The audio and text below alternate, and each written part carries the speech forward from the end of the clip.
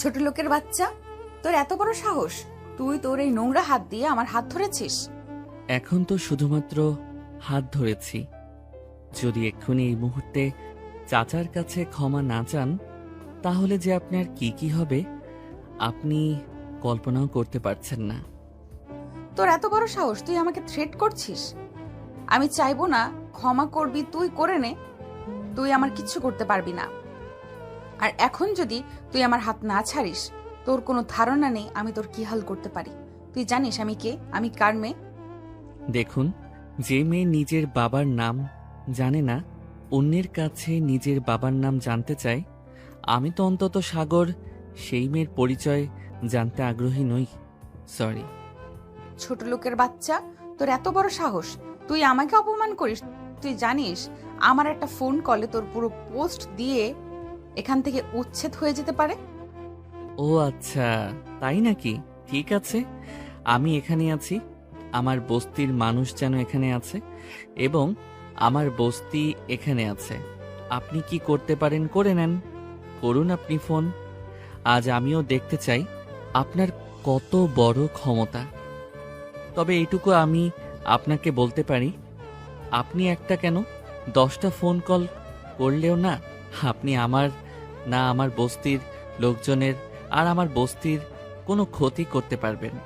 তবে আপনি যদি এখন চাচার কাছে ক্ষমা না চান, তাহলে আপনার যে কি হবে, কি পরিণতি হতে চলেছে, সে বিষয়টি নিয়ে আমি ভীষণ চিন্তিত। ও আচ্ছা, তাই নাকি? ঠিক আছে, তুই কি করতে পারিস কর। আমিও দেখতে চাই তুই এই আনিকা খন্দকারের কি করতে পারিস। চাইবো না আমি ক্ষমা। দেখুন, আপনার কপাল ভালো, আমি কোনো মেয়ের গায়ে হাত তুলি না। এজন্য আপনি এখন পর্যন্ত সুস্থ সবল এখানে দাঁড়িয়ে আছেন। তবে ট্রাস্ট মি, আমি যতটা ভালো মহিলাদের গায়ে হাত তুলি না, কিন্তু আমার বস্তির মেয়েগুলো কিন্তু ঠিক ততটা ভালো নয়। তাই তারা রেগে যাওয়ার আগে যত দ্রুত সম্ভব চাচার কাছে ক্ষমা চেয়ে এখান থেকে কেটে পড়ুন। নিজের প্রাণ বাঁচিয়ে না হলে আপনার কি হবে জানি না, তবে আপনার গাড়ি এখান থেকে সুস্থ সবল যেতে পারবে না। বললাম তো, চাইবো না আমি ক্ষমা। তুই কি করতে পারিস কর, আমিও এখানে আর আমার গাড়িও এখানেই আছে। আমি তোদের ক্ষমতা দেখতে চাই। আপনি চাইবেন না ক্ষমা? বললাম তো, না না না না না, আমি ক্ষমা করব না। ঠিক আছে, এরপর যা যা ঘটবে তার জন্য দায়ী থাকবেন আপনি। এটা বলতে পারবেন না আমি আপনাকে সতর্ক করিনি। আশা। হ্যাঁ সাগর, বল। ম্যাডামকে একটু ধরতো, আমি ম্যাডামের গাড়ির একটু খাতির যত্ন করি। বলে সাগর হাতে একটা বাঁশের টুকরা নিয়ে অনিকার দামি ল্যাম্বরগিনি গাড়ির সামনে কাঁচির উপর সজোরে আঘাত করলো। এতে অনিকার গাড়ির সামনের গ্লাস একদমই ভেঙে গুঁড়ো গুঁড়ো হয়ে রাস্তায় পড়ে গেল এবং এটা দেখে কাঁচ ভাঙার বিকট শব্দের সাথে অনিকা সেও নিজের কানে দু হাত দিয়ে সজোরে বিকট চিৎকার দিয়ে উঠল, কারণ তার সামনে তার শখের এত দামি একটা গাড়ি ভেঙে চুরমার হয়ে যাচ্ছে। কিন্তু সে কিছুই করতে পারছে না, কারণ বস্তির কয়েকজন মেয়ে তাকে ধরে আছে। এভাবেই কয়েকটা আঘাতে অনিকার সামনে অনিকার শখের গাড়িটা একদমই ভাঙ্গা বাক্সে পরিণত হয়েছে। অনিকার গাড়ি ভাঙ্গা একদমই শেষ হয়ে গেলে মেয়েগুলো অনিকার হাত ছেড়ে দেয় এবং সাগর গিয়ে রাস্তার পাশে পড়ে থাকা একজন বৃদ্ধকে তুলে দাঁড় করিয়ে তার গায়ের ময়লা ঝাড়তে ঝাড়তে নরম গলায় বলে, চাচা আপনি ঠিক আছেন তো? গায়ে লাগেনি তো? হ্যাঁ বাবা, আমি একদম ঠিক আছি। হাতে পায়ে একটু ব্যথা লেগেছে, এছাড়া আর কিছু না। তবে তুমি কি কাজটা ঠিক করলে বাবা? আমার জন্য শুধু শুধু বড় লোকের বিগড়ে যাওয়া মেয়ের সঙ্গে পাঙ্গা নিলে। এরপর এই মেয়ে তোমাকে ঠিকঠাক বাঁচতে দিবে না, আমি জানি। বড় লোকের বিগড়ে যাওয়া ছলপল তোমাদের মতন সাহসী পরোপকারী লোকেদের দমিয়ে রাখার জন্য পিঁপড়া মনে করে পায়ে পিষতে চায় সব সময়। এটা তুমি কি ঠিক করলে? আমার জন্য কেন শুধু শুধু ওদের লোকেদের সাথে শত্রুতা ঘাড়ে তুলে নিলে? চিন্তা করবেন না চাচা, ওরা আমার কিচ্ছুই করতে পারবে না। আর তাছাড়া আমি নিজের জীবনের পরোয়া করি না, কারণ আমার কোনো কিছুতেই টান নেই। যার কোনো কিছু হারানোরই ভয় নেই তাকে আর কি ভয় দেখাবে? আমাদের মতো মানুষদের ধ্বংস আমাদের হাতেই হয় চাচা, আমাদের কেউ ধ্বংস করতে পারে না। আপনি আমাকে নিয়ে চিন্তা করবেন না। আপনার পা কেটে রক্ত বেরোচ্ছে, চলুন আপনাকে নিয়ে হসপিটালে যাই। না বাবা, আমার তেমন কিছুই হয় নাই। আমরা খেটে খাওয়া মানুষ, আমাদের এরকম ছোটখাটো আঘাত লাগতেই থাকে। তোমাকে এত ব্যতিব্যস্ত হওয়ার প্রয়োজন নেই। তুমি বরং নিজের খেয়াল রাখো বাবা। তুমি আমার জন্য নিজের জীবন বাজি রাখলে। ভিখারির বাচ্চা, তো শেষ যদি আমি দেখে না রেখেছি তো আমার নামও আনিকা খন্দকার নয়। আজ তুই আমার গাড়িটাকে যেভাবে আমার সামনে আমার সবটাকে চুরমার করে দিলে, ঠিক সেইভাবেই তোকে আমি এমনভাবে চুরমার করব, তুই আমার কাছে নিজের মৃত্যু ভিক্ষা চাইবি, কিন্তু তুই মৃত্যু পাবি না। তোকে আমি তিলে তিলে শেষ করে দিব। আর এটা যান, আপনি কি করতে পারেন করে নেন। আমি সাগর এখানেই আছি। এরপর সকলের থেকে হাত ঝাটকা দিয়ে অনিকা নিজের হাত ছাড়িনি। রাগে ফুঁসতে ফুঁসতে সাগরের দিকে আঙ্গুল তাক করে আঙ্গুল ঝাঁকিয়ে কিছু একটা ইশারা করে সামনের দিকে চলে গেল এবং সাগর এবং তার বস্তির লোকজন সেখানে দাঁড়িয়ে রইল। অনিকা আগে নিজের আঙ্গুলের ইশারা করে সাগরকে কি ইশারা করে গেল সেটা সে বুঝল না, তবে এটুকু সে আন্দাজ করতে পেরেছে তার উপরে এখন মহাঝড় আসতে চলেছে। এখন এই ঝড়ে সামাল সে একা দিবে কি করে, এটা নিয়েও কি সাগরের মনে কোনো রকমের কোনো আয়োজন আছে? তার মুখের এক্সপ্রেশন দেখে বোঝা যাচ্ছে না। সাগর, এটা আমাদের ভার্সিটির অনার্স দ্বিতীয় বর্ষের পলিটিক্যাল সায়েন্স বিভাগের ছাত্রী অনিকা খন্দকার না? হুম। শুনেছি অনিকা খন্দকারের বাবা ইমন খন্দকার নাকি দেশে নামি দামি টপ বিজনেসম্যানদের মধ্যে একজন। অনিকা নাকি ওর বাবা মায়ের খুব আদরের মেয়ে। মেয়ে যদি বাবার কাছে চাঁদ চায়, বাবা চাঁদ এনে দিতে না পারলেও চাঁদের ডুপ্লিকেট সিম্বল বানাতেও ব্যস্ত হন। সেই বড়লোক বাবার ঢঙ্গি মেয়ের সাথে এমন ব্যবহার করলে আমার তো এখন তোকে নিয়েই ভয় করছে। না জানি বাপ মেয়ের এবার তোর কোনো ক্ষতি করে বসে। চিন্তা করিস না, আমার কিচ্ছুই হবে না। তোকে নিয়েই তো যত চিন্তা আমার সাগর।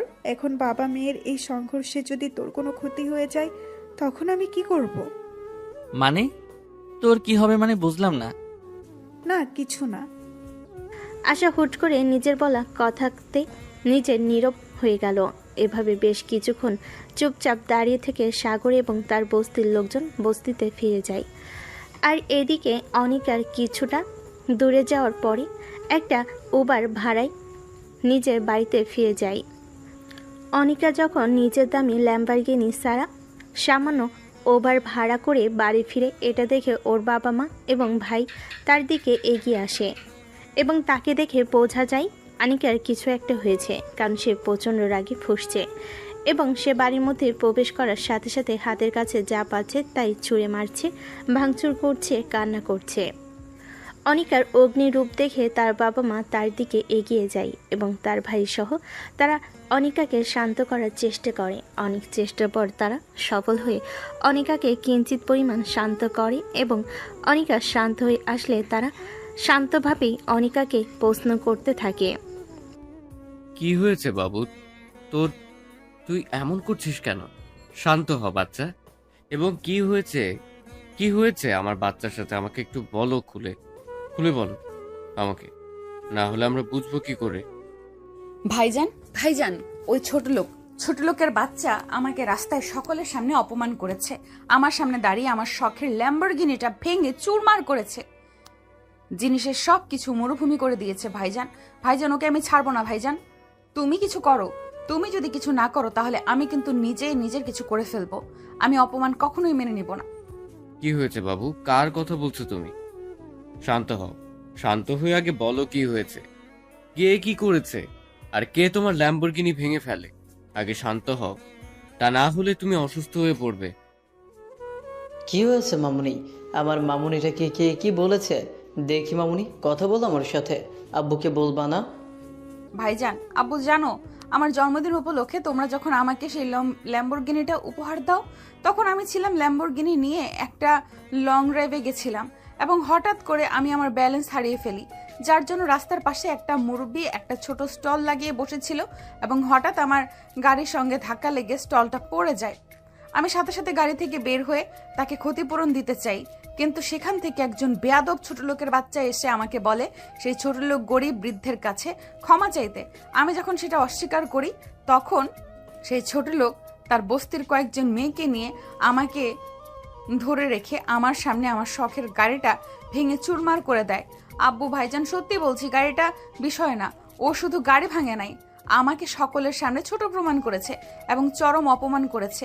এই অপমানের বদলা যদি তোমরা কখনো না নাও তাহলে আমি কিন্তু নিজের ক্ষতি করে ফেলবো। আমি ওকে ছাড়বো না বাবা, তুমি কিছু একটা করো প্লিজ। চিন্তা করো না আম্মু, তুমি শান্ত হও। আমি দেখছি বিষয়টা কি করা যায়। আমার আম্মুকে কষ্ট দেওয়া আমি দেখছি। হ্যাঁ দেখছি, মানে আমার বাচ্চাকে কষ্ট দেওয়া। দাঁড়াবো, আমি হারামজাদাটাকে পুঁতে ফেলবো, ওই জায়গায় গেড়ে রাখবো। তুমি চিন্তা করো না বাচ্চা, শান্ত হও, আর কষ্ট পেতে হবে না। আমি আবার আমার বাচ্চাটাকে ল্যাম্বরগিনি কিনে দেব। সত্যি বলছো আব্বু? সত্যি বলছিস ভাইজান? তোরা শাস্তি দিবি ওই ছোট লোকটাকে? আমার সামনে শাস্তি দিবি যাতে আমার ভেতরের আগুন তাই সামান্য হলেও পানি পড়ে, না হলে আমি জ্বলে পুড়ে শেষ হয়ে যাব ভেতর থেকে। অবশ্যই বাচ্চা। ঠিক আছে আম্মু, অনেক হয়েছে, এখন তুমি উপরে যাও। সারাদিন তো মনে হয় খাওয়া দাওয়া হয়নি। এই অনিকার আম্মু, অনিকাকে উপরে নিয়ে যাও, আমার মামুনি আজকে অনেক ক্লান্ত। অনিকার আব্বুর আদেশ পাওয়া মাত্রই অনিকার আম্মু দৌড়ে আসে অনিকার কাছে এবং তার মাথায় হাত বুলিয়ে দিয়ে তাকে সযত্নে উঠে দাঁড় করায়। এবং অনিকার আম্মু যখন অনিকাকে নিজের দিকে নিয়ে যায়, অনিকার আব্বুর কাছে কিছুটা এগিয়ে আসে এবং জিজ্ঞেস করে, কি হলো বলো তো বিষয়টা আব্বু? কার এত বড় সাহস হলো আমার বাঘিনীকে আঘাত করার? সে কি ভুলে গেছে আহত বাঘিনী কতটা ভয়ঙ্কর হতে পারে? আমিও তো এই কথাই ভাবছি বাবা, কার এত বড় সাহস আমার পাখিনিকে থাবা মারে। এখন যে এই সংঘর্ষ কত দূর পর্যন্ত যাবে এটা নিয়ে আমি চিন্তিত। সে না হয় বুঝলাম, কিন্তু ম্যাডাম যে অর্ডার করে গেল, না হলে এসে কখনোই অপমান মেনে নেবে না, নিজের ক্ষতি করবে। এখন কি করবে আব্বু? সত্যি সত্যি কি ছেলেটার ক্ষতি করবে? দেখো অনেক, ভুলে যেও না, অনিকা যতই আমার মেয়ে হোক না কেন, ভুল তারও ছিল এবং সে যে ভুল করেছে সেই ভুলের শিক্ষা আমরা তাকে দিতে পারি নাই। বাইরের একজন এসে সেই ভুলের শিক্ষা তাকে দিয়েছে। আমি তো চাইবো এখন থেকে বারবার রোজ তার সঙ্গে অনিকার দেখা হোক, যেন অনিকার এই অহংকার বোধ তাকে ছাড়তে হবে। তবে এখন যেহেতু কথা দিয়ে ফেলেছি, পিছিয়ে যাওয়ার কিছু নেই। দেখি কালকে ডিআইজি আশরাফকে দিয়ে ছেলেটাকে উঠিয়ে নিয়ে আসতে হবে। আমিও দেখতে চাই কে এই মহাপুরুষ, যে আমি যে কাজটা করতে পারিনি এতদিনে সে একদিনে সেই কাজ করে ফেলে দিল। আমার তার সঙ্গে দেখা করাটা প্রয়োজন। তুমি মনে মনে কি পরিকল্পনা করছো বলো তো বাবা? আমার তোমাকে মোটেও স্বাভাবিক মনে হচ্ছে না। তুমি নিশ্চয়ই ভেতরে ভেতরে কিছু পরিকল্পনা করছো। সময় হলে সব জানতে পারবে বাবা। এখন যাও, বোনের কাছে যাও, দেখো সে শান্ত হলো কিনা। অনিকার আব্বু মনে মনে যে গভীর কিছু ভাবছে সেটা তার মুখের এক্সপ্রেশন দেখে বোঝা যাচ্ছে। অনেক বুঝতে পারল না এবং সে মাথা চুলকাতে চুলকাতে অনিকার ঘরের দিকে চলে গেল। আর এদিকে অনিকার আব্বু খুব মনোযোগ সহকারে কিছু একটা ভেবে হালকা করে হেসে উঠল। এদিকে অনিকার আম্মু এবং অনেক কষ্টে বুঝিয়ে অনিকাকে খাইয়ে ঘুম পাড়িয়েছে। রাত আসে কিছু মানুষের সাম্রাজ্যের বিভিন্ন আয়োজন নিয়ে, আবার কিছু মানুষের নিত্যদিনে মানসিক চাপ নিয়ে। ঠিক সেভাবেই সারাদিন অনেক ঘুরেও সাগর আজ কোনো কাজ পায়নি। এর জন্য তার আজকে কোনো ইনকাম হয়নি। সামনে তার ইউনিভার্সিটির ফাইনাল ইয়ারের পরীক্ষা। সে বিসিএস পরীক্ষার প্রিপারেশন নিচ্ছে, তাই সে কোনো ভালো কোচিংয়ে ভর্তি হয়ে কোচিং করবে। সেই টাকা তার কাছে নেই, সেই টাকা জোগাড় করবে কিভাবে? এবং পরবর্তীতে ইউনিভার্সিটিতে রেজিস্ট্রেশন ফি জমা দিতে হবে। কিভাবে কি করবে তা নিয়ে ভীষণ দুশ্চিন্তায় আকাশের দিকে চেয়ে আছে এবং মনে মনে বলছে, হে আমার রব, তুমি আমাকে ধৈর্য দাও, আমাকে মানসিকভাবে ভেঙে পড়তে দিও না। অনেক তো আমাকে সঙ্গ দিলে, আর কিছুটা সঙ্গ দাও দয়া করে আমার উপরে। বাবা মা তো অনেক আগেই ফাঁকি দিয়ে পালিয়েছে। দুনিয়াতে সঙ্গী বলতে তুমি আর এই বস্তির কিছু মানুষ, তারা আমাকে সবসময় মন থেকে জোর দিয়ে যাও, এখন আমাকে সঙ্গ দিও, খোদা আমাকে একা পড়তে দিও না। কথাগুলো নিজের আনমনে ভাবতে ভাবতে সাগরের চোখের কোণা দিয়ে কিছু নোনা জল গড়িয়ে পড়ল। সাগরের এই দুনিয়াতে আপন বলতে কেউ নেই। খুব ছোটবেলায় তার বাবা মা মারা যায়। তার বাবা ছিল দেশের স্বনামধন্য একজন ব্যবসায়ী। যখন তার বাবা মারা যায় তখন সাগরের চাচা চাচি ভালো মানুষের মুখোশ পরে তার সাথে কিছুদিন ভালো ব্যবহার করে তাকে তাদের কাছে নিয়ে গিয়ে রাখে। এরপর আস্তে আস্তে সাগরের থেকে সব কিছু নিয়ে নেয় এবং দিন দিন তাদের আচরণ ব্যবহার পরিবর্তন হতে থাকে। যখন সাগরের থেকে সাগরের সব কিছু তাদের নেওয়া শেষ, তখন তারা সাগরকে তাদের বাড়ি থেকে বের করে দেয়। সাগর যখন বাড়ি থেকে বের হয়ে রাস্তায় রাস্তায় ঘুরে বেড়াচ্ছিল, পেটে খাবারের ছিল না, কোনো কাজ ছিল না, থাকার জায়গা ছিল না।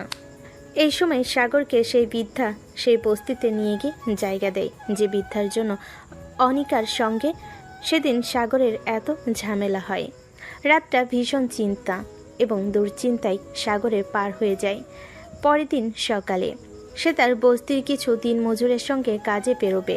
এমন সময় হঠাৎ করে পুলিশের গাড়ি আসে তাদের বস্তিতে। হঠাৎ করে বস্তিতে পুলিশের গাড়ি এসে সবাই আতঙ্কে ছড়িয়ে ছিটিয়ে পড়ে। সবাই ভাবে কি হলো। পুলিশের গাড়ি থেকে কয়েকজন পুলিশ নেমে এসে সকলের কাছে সাগরের কথা জানতে চায়। কয়েকজন সাগরকে দেখিয়ে দেয় এবং খুব অদ্ভুতভাবে তাকিয়ে থাকে। সাগর তো পুলিশ কেস খাওয়ার মতো কাজ করার মতো কোনো কাজ কখনো করবে না, সে তো তেমন ছেলে নয়। এমন সময় পুলিশ গিয়ে সাগরের সামনে দাঁড়ায় এবং প্রশ্ন করে, আপনি মিস্টার সাগর? জি বলছি, বলুন। মিস্টার সাগর, আপনাকে আমাদের সঙ্গে থানায় যেতে হবে। আপনার নামে অভিযোগ আছে। অভিযোগ? কে করে অভিযোগ এবং কিসের অভিযোগ? সেটা থানায় গেলেই জানতে পারবেন। ডিআইজি সাহেব আপনাকে দেখেছেন।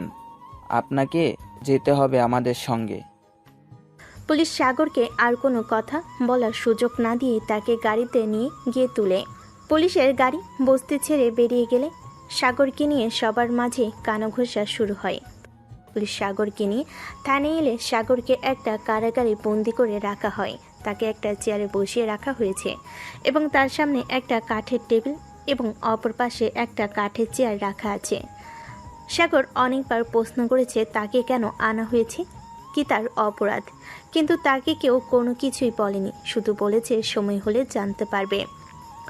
এসব কথায় সাগর টেবিলের উপর মাথা রেখে ভাবতেছিল।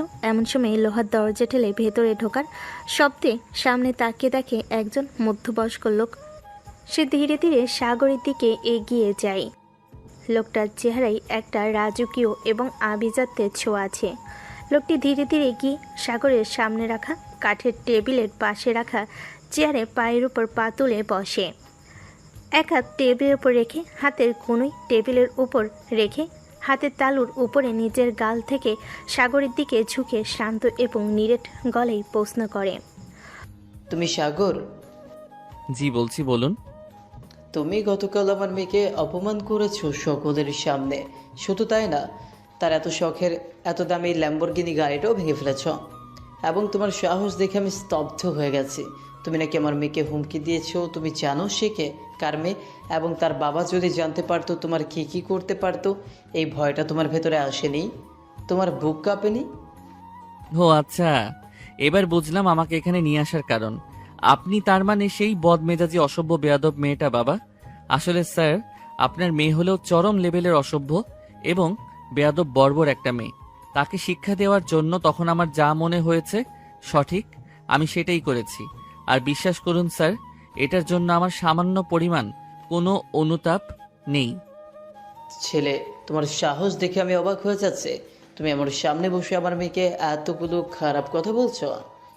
সামান্য তাকে গতকাল অপমান করার জন্যই তোমাকে আজকে কারাগারের পেছনে থাকতে হচ্ছে। আর তুমি এটা ভাবছো না এখন যদি আমি চাই তোমার কে কি করতে পারি? তোমার কোনো ধারণা নেই। দেখুন স্যার, আমি কখনো অন্যায়ের সঙ্গে আপোষ করি না। তোমার নিজের জন্য ভয় নাই থাকতে পারে, নিজের মানুষদের জন্য ভয় করছে না? আমি যদি তাদের কোনো ক্ষতি করি তোমার এই অন্যায়ের জন্য? হাসালেন স্যার। দুনিয়াতে যার নিজের হারানোর কিছু নেই, সে হারানোর ভয় কিভাবে? আর আপন আপন বলতে আমার শুধু সেই খোলা আকাশ আর জমিন ছাড়া কিছুই নেই। তার মানে? বাপ মা মারা গেছে সেই ছোটবেলায় থাকতে, এখন তাই আর কোনো হারানোর ভয় করি না। যখন নিজের কিছু নেই তখন হারাবো কি? আর আপনি যদি আমার কিছু করেও দেন তাতেও কিছু আসবে না, কারণ আমার পাশে কাদার মতো কেউ নেই আমার লাশের জন্য। কেউ নেই তোমার? হ্যাঁ আছে তো, আমার বস্তির লোকজন। তারাই আমার বাবা মা, তারাই আমার ভাই বোন, তারাই আমার আপনজন, তারাই আমার সব। আর তাদের ক্ষতি করতে চাইলে আমি তো ছেড়ে দিব না। যখন পেটে খাবার ছিল না, মাথার উপর ছাদ ছিল না, তখন চাচা আমাকে তাদের বস্তিতে আশ্রয় দেয়। তিনি যদি সেদিন আমাকে তাদের বস্তিতে আশ্রয় না দিতেন তাহলে আমি সাগর হয়তোবা বিলীন হয়ে যেতাম। আমি জানি স্যার, চাচার পরিবার চলে সেই ছোট্ট মুদির দোকানটা থেকে। ছোট ছোট বাচ্চা আছে, তারা ক্ষুধার্ত ছিল। তার বাবা কখন দোকানে বেচা কেনা করে, তাদের জন্য চাল কিনে নিয়ে যাবে এবং তারা খেয়ে পড়ে বাঁচে। কিন্তু আপনার মেয়ে, সে ক্ষুধার্ত পেটে লাথি দিয়েছে।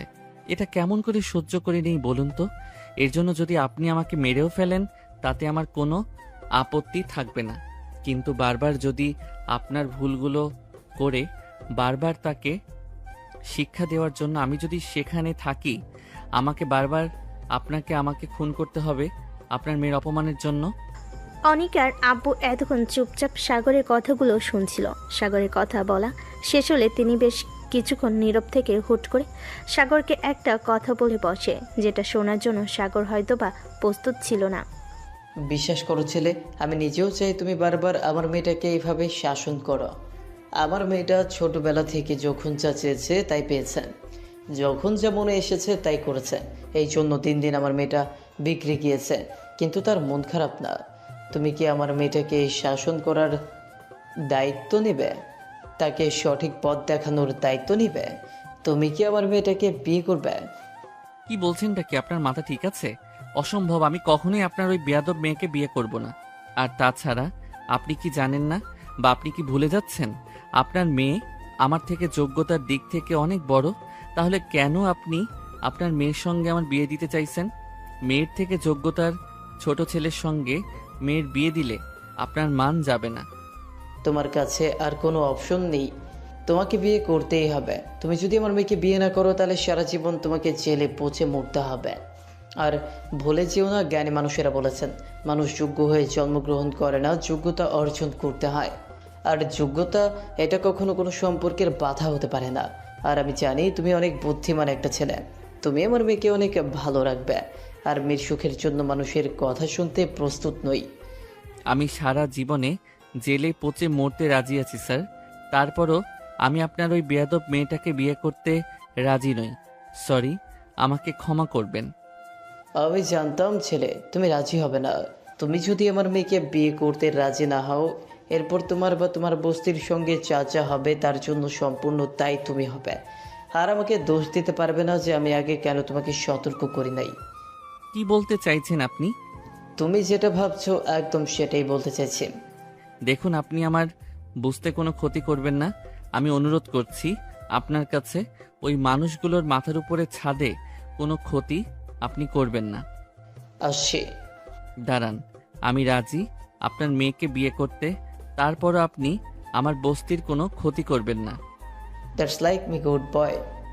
অনিকার আপু সাগরের সাথে কথা শেষ করে ডিআইজি আশরাফুলকে সাগরকে ছেড়ে দিতে বলে এবং চলে গেলেন।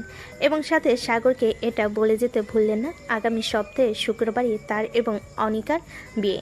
সে যেন তার আগেই অনিকার বাড়িতে চলে আসে। অনিকার আব্বু চলে যাওয়ার কিছুক্ষণ পরই সাগরকে ছেড়ে দেওয়া হয় এবং সাগর সেখান থেকে বিধ্বস্ত অবস্থায় আবার সেই বস্তিতে ফিরে যায়। সাগর যখন বস্তিতে ফিরে যায় তখন কেমন যেন অন্যরকম নজরে সবাই সাগরকে দেখতে শুরু করে। কেন সাগরকে পুলিশ উঠিয়ে নিয়ে গিয়েছিল, সে কি করেছে, কেন করেছে, এটা নিয়ে সারা বস্তিতে একটা গুঞ্জন শুরু হয়ে গিয়েছে। সাগর গিয়ে যখন বস্তিতে পৌঁছে তখন সাগরকে দেখে আশা দৌড়ে আসে সাগরের সামনে এবং হাঁপাতে হাঁপাতে বলে, কিরে সাগর, কোথায় ছিলে এতক্ষণ তুই? আর ওই পুলিশগুলো তোকে কোথায় নিয়ে গেছিল? কেনই বা নিয়ে গেছিল? তুই কি করেছিস এখন বল আমায়। এটা দুনিয়া আশা, এখানে বড় মানুষ খুব সহজে ছোট মানুষের ক্ষতি করে চলে যেতে পারে। টাকার গরমে কেউ তাদেরকে কিছু বলে না, প্রশাসনের লোকজন তাদের পা চেটে বেড়ায়। কালকে প্রতিবাদ করতে গিয়ে আজকে আমাকে কারাগারে যেতে হয়েছে। আর দেখো, এই বস্তির মানুষ যাদের জন্য আমি আগামীকাল করলাম, তারাই আজকে আমাকে কেমন অপরাধী নজরে দেখছে। এমনটাই হয় রে সাগর, তুই পরের উপকার করবি কিন্তু কিছুক্ষণ পরেই এই স্বার্থপর মানুষগুলো তোর উপকার ভুলে যাবে। তাই বেশি চিন্তা করিস না, বাদ দে। চল আগামী মাসে তো আমাদের অ্যাডমিশন পরীক্ষা।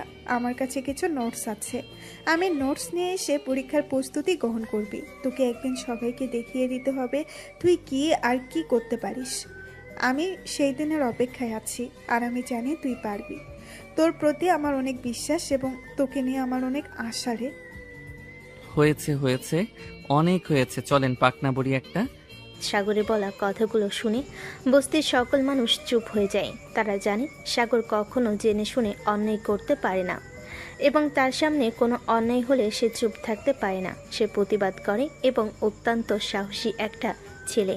এরপর সাগর আশার মাথায় একটা হালকা চাটি মেরে তাকে নিয়ে সামনের দিকে চলে যায়, কারণ তাকে এখন নিজের ভবিষ্যৎ নিয়ে ভাবতে হবে, প্রচুর পড়াশোনা করতে হবে, তাকে মানুষের মতো মানুষ হতে হবে। এদিকে আনিকার আব্বু বাড়ি ফিরে এলে আনিকা দৌড়ে আসে, তার আব্বুকে হালকা করে জড়িয়ে ধরে এবং আহ্লাদে সুরে বলে, আব্বু তুমি কি দিয়েছো ওই ছেলেটাকে শিক্ষা? তুমি কি নিয়েছো আমার অপমানের জবাব? তুমি চিন্তা করো না মামুনি, আমার মামুনি অপমানের প্রতিশোধ আমি নিব এবং তাকে তার যোগ্য শাস্তিটাই আমি দিব। সত্যি বলছো আব্বু তুমি? সত্যি মামুনি। অনিকার আব্বুর কথা শুনে খুশি হয়ে যায় এবং সে তার ঘরে চলে যায়। এবং অনিকা চলে গেলে অনিকার আব্বু হালকা হেসে মনে মনে বলেন, চিন্তা করো না মামুনি, আমি তার জন্য তার যোগ্য শাস্তির ব্যবস্থা করে এসেছি। এই কথাটি বলে অনিকার আব্বু তার নিজের ঘরে চলে যেতে নিলে অনিক আর তার আম্মু তাকে আটকায় এবং প্রশ্ন করে, তুমি সত্যি সত্যি ওর নির্দোষ ছেলেটার ক্ষতি করবে? তুমি নিজেও জানো ছেলেটার কোনো দোষ নেই, দোষটা পুরোটাই তোমার মেয়ের। তাহলে কেন তুমি শুধু শুধু সেই নির্দোষ ছেলেটাকে কেন শাস্তি দিতে যাবে বলো তো? দেখো, আমি এখন বাইরে থেকে এসেছি এবং আমি ভীষণ ক্লান্ত, তাই আমাকে বিরক্ত করো না।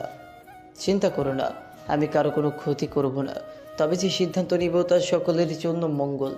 এইটুকু বিশ্বাস তুমি আমার উপরে করতেই পারো। এভাবেই দিন কেটে যায় এবং দেখতে দেখতে সেই কাঙ্ক্ষিত দিনটি চলে আসে। আজকে সাগর এবং অনিকার বিয়ে উপলক্ষে অনিকার বাবা তাদের গাড়ি পাঠায় বস্তিতে সাগরকে নিতে আসতে। হঠাৎ বস্তিতে এত দামি এবং বিশাল একটা গাড়ি আসতে দেখে সকলে ভীষণ অবাক হয় এবং গাড়ির আশেপাশে ভিড় জমায় এবং সেই গাড়ি থেকে লোক বের হয়ে সরাসরি সাগরের ঘরের সামনে গিয়ে সাগরকে ডাকতে থাকে। সবেমাত্র সাগর ঘুম থেকে উঠেছে, এমন সময় গাড়ির ড্রাইভার বলে, স্যার, খন্দকার সাহেব আপনাকে নিয়ে যেতে বলছেন। আপনি দাঁড়ান, আমি আসছি। বেশ কিছুক্ষণ পরে সাগর ফ্রেশ হয়ে আসলে ড্রাইভার তার পেছনের দরজা খুলে দেয় সাগরকে বসার জন্য এবং সাগরকে নিয়ে তিনি চলে যায়। সাগর গাড়িতে উঠে চলে যাওয়ার পর আজকে আবার বস্তির মানুষ সাগরকে নিয়ে আলোচনায় বসে। দূর থেকে আসা খুব সুন্দর দৃষ্টিতে সাগরের দিকে চেয়েছিল। হঠাৎ করে সাগরকে নিতে গাড়ি কেন এসেছে এবং গাড়িতে ঘুরেই বা সাগর কোথায় যাচ্ছে। এরপরে ড্রাইভার সাগরকে নিয়ে খন্দকার বাড়িতে আসে এবং ড্রাইভার সাগরকে নিয়ে খন্দকার বাড়ির ভেতরে প্রবেশ করলে সাগর লক্ষ্য করে চারপাশে বেশ মানুষের সমাগম এবং বেশ আয়োজন চলছে ঘরোয়াভাবে। সাগর মনে মনে ভাবে, তবে কি ওই অহংকারী মেয়েটাও বিয়েতে রাজি হয়েছে? কিন্তু কেন? আমি না হয় দায়ে পড়ে বিয়ে করতে রাজি হয়েছি, সে কেন রাজি হলো? সাগর দাঁড়িয়ে এসব কথাই ভাবছিল।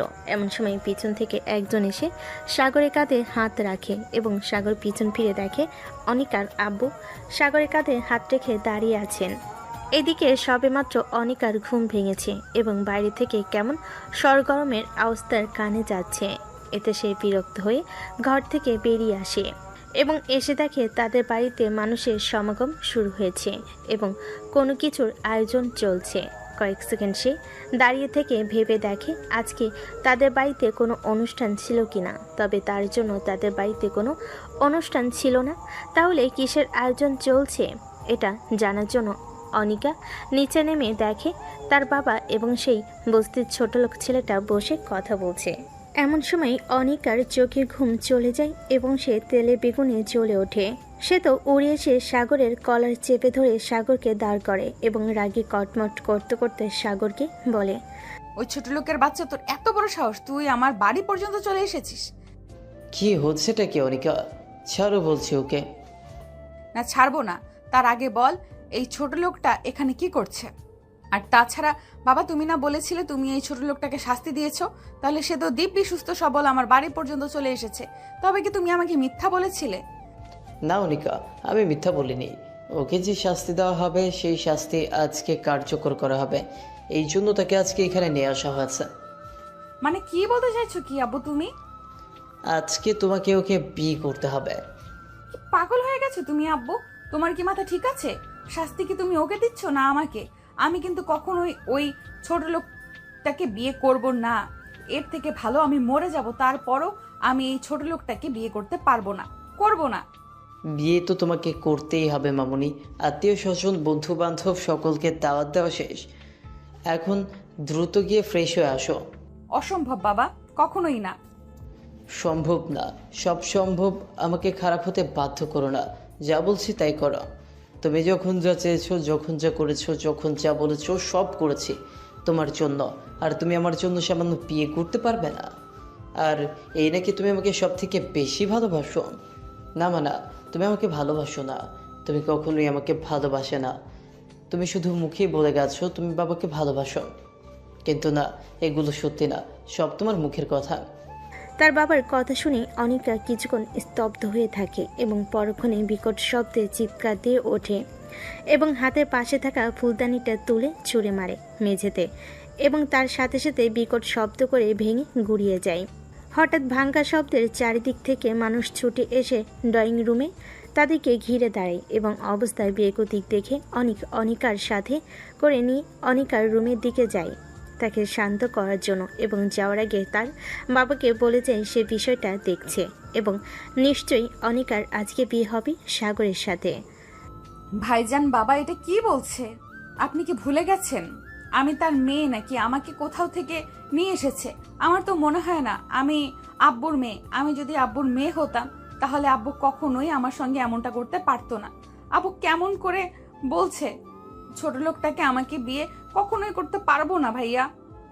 অনিকা, দেখ বোন আমার, বাবা যেহেতু একবার বলেছে বিয়েটা হবে, তার মানে উনি যে করেই হোক তোর সাথে ওই সাগর নাকি সেই ছেলেটার বিয়ে দিয়েই ছাড়। তাই এখন এত ব্যস্ত না হয়ে মাথা ঠান্ডা করে ভাব কি করা যায়। আমি মরে যাব ভাইয়া, তারপরও আমি ওই বেয়াদব ছেলেটাকে বিয়ে করব না। একটা চড় মারবো ফাজিল মেয়ে, সবসময় বেশি কথা বলে। মরা এত সহজ তাই না? তাহলে কি করব ভাইজান? আমি বাবা কেন আমার সঙ্গে এমনটা করছে? কি করব আমি বলতে পারো তুমি আমাকে? বিয়েটা করে নে বাবু। পাগল হয়ে গেছো তুমি ভাইজান? তুমি কি বাবার মতো কি সব আবল তাবল বকছো? আবল তাবল বকছি না বাচ্চা, যা বলছি ভেবেচিন্তে এবং ঠান্ডা মস্তিষ্কে। আচ্ছা মনোযোগ সহকারে শোনো আমার কথা। দেখেছেন স্যার, আমি আগেই বলেছিলাম আপনার মেয়ে কখনোই আমার মতো একজন রাস্তার ছেলেকে বিয়ে করতে রাজি হবে না। আপনি শুধু শুধু আমার এবং নিজের দুজনার ও সময় নষ্ট করেছেন। আমাকে যেতে দিন। কখনোই না, আমি নাও শুনতে পছন্দ করি না। একবার যখন বলেছি তোমাদের আজকে বিয়ে হবে, তোমাদের আজকেই বিয়ে হবে। কিন্তু আপনি কেন বুঝতে চাইছেন না বলুন তো যে কথাটা শেষ করতে না দিয়েই উপরে সিঁড়ি থেকে নামতে নামতে অনিকা তার আব্বুর উদ্দেশ্যে বলে উঠল। অনিকার কথা শেষ হতে না হতেই সকলে তার দিকে কেমন অদ্ভুত নজরে তাকায়। সকলেই অনিকার দিকে তাকিয়ে দেখেন অনিকা বিয়ের সাজে উপর থেকে নিচে নেমে আসছে। সব থেকে বেশি অবাক তো হয়তো সাগর হয়েছে, যেটা তার মুখ দেখে বোঝা যাচ্ছে। অনিকার আব্বু সামনের দিকে এগিয়ে অনিকাকে জড়িয়ে ধরে।